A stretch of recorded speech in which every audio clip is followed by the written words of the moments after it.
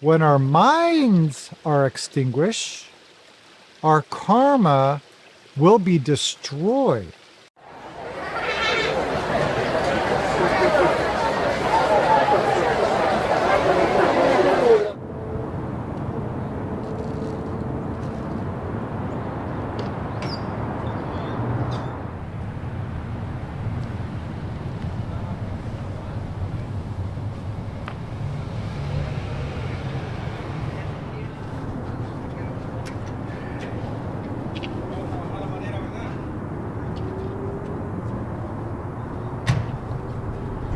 It's very scary around here, but not as scary as our own mind.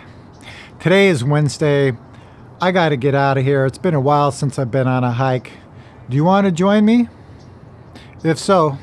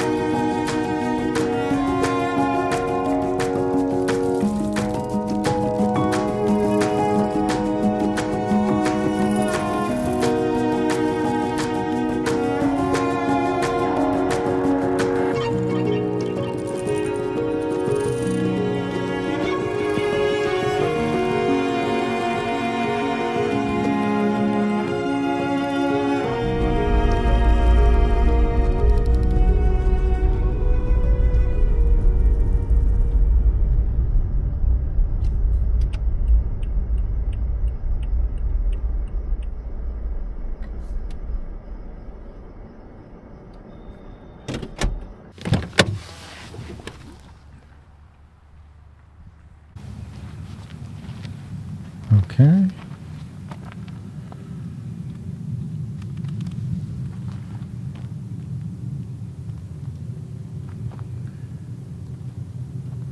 Okay, so we made it. It's a very small parking lot, but it is legit. So let's see where we're at. Okay, so we're at Sanborn County Park. I don't remember what this trail is called, but I believe it's that one. Or is it that one? Or is it this one? This sounds familiar. John Nicholas Trail. I guess we will see where it leads.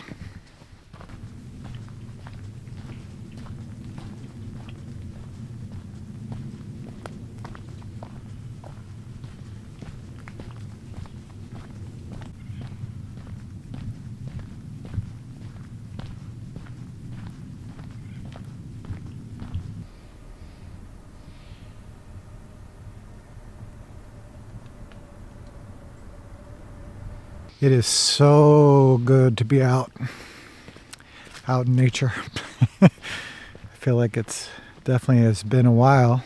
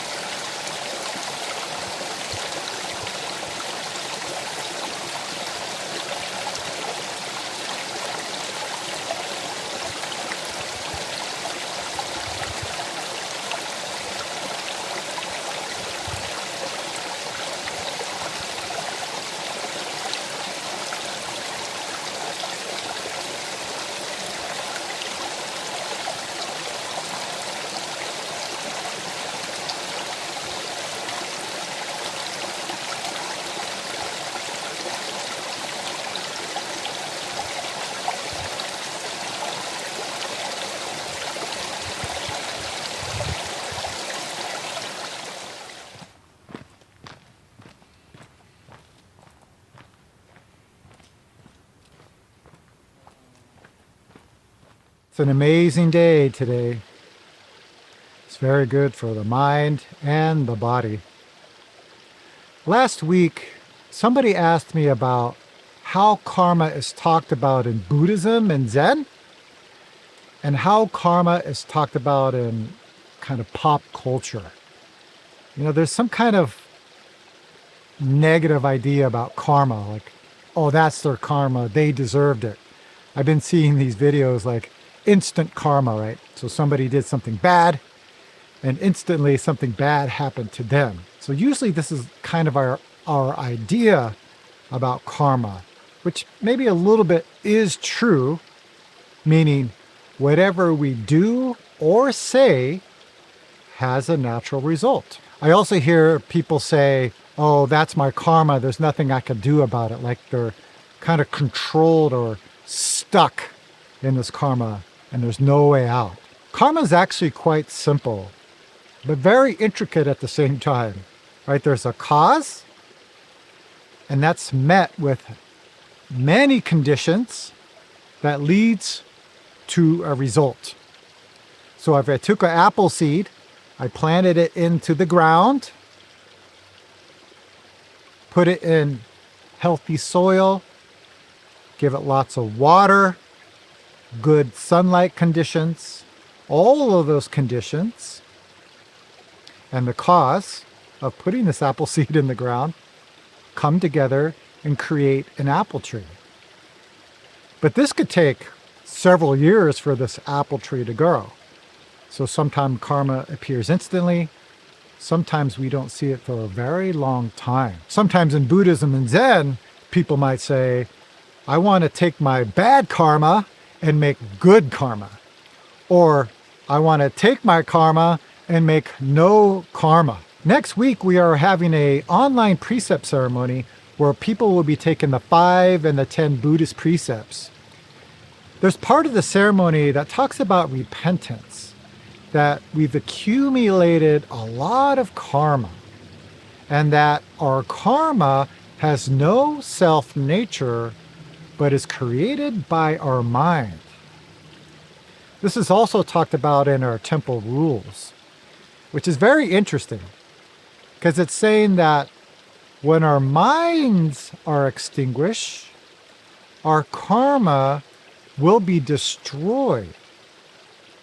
When we see both mind and karma as empty, this is true repentance. That is a very interesting line. Your karma will be destroyed. So I hear people talking about that. They want their karma to disappear. You may have heard this teaching of using your karma to help this world. That sounds like a great idea, but how do we actually do that? So in order to do that, we must be free from our karma. So it's not about having no karma. I don't think that's quite possible, unless you're a rock or you're in some kind of practicing situation where you're not interacting with human beings. So in order to use our karma, we must be free from our karma. But in order to do that, we have to see through our karma. So that is the meaning of having our karma destroyed. Just having one experience, one moment of the mind before karma. In the repentance ceremony, there's a part where a Dharma teacher will take incense and touch it on the arm of the person taking the precepts. So I believe in the wording in the repentance ceremony, it says something like, just as fire burns dry grass, when this incense touches the arm, that burn at that moment extinguishes all of your karma at that moment. So your mind and your karma does not exist. Just having that experience, we can see our karma as it is, and it no longer controls us. So it doesn't mean having no karma. It just means our karma is not controlling our actions and our speech. But I think, again, we get in this idea about, well, how do we use our karma? I used to have this idea as how can I use my karma to help this world? For example, maybe I'm a musician. How do I use my musicianship to help this world? It's really not what we're talking about here when we're talking about using our karma. It can be a part of it, but what it really means is this moment. All of the conditions, all of the things that are happening now in this moment, this outside situation, my thinking, these emotions, what's happening, all come together. And behind it is this vow of how can I respond to this world with some love and compassion. All of that coming together is the meaning of using our karma to help this world. But if we have some idea about how we're going to help this world or using our karma, it's just going to get in the way of seeing this moment clearly. So this teaching of karma is quite simple. You don't have to make your bad karma to good karma or try to destroy your karma. Just wake up right now. This experience before thinking, the experience before karma, before mind. Just seeing the truth of this moment. Using everything that's already here and respond in a way that's clear and helpful to this moment. Those are my thoughts for the day. Let me know what you think about all this talk about karma. And was this video helpful? Let me know down in the comments. And as always, I hope to see you all very soon.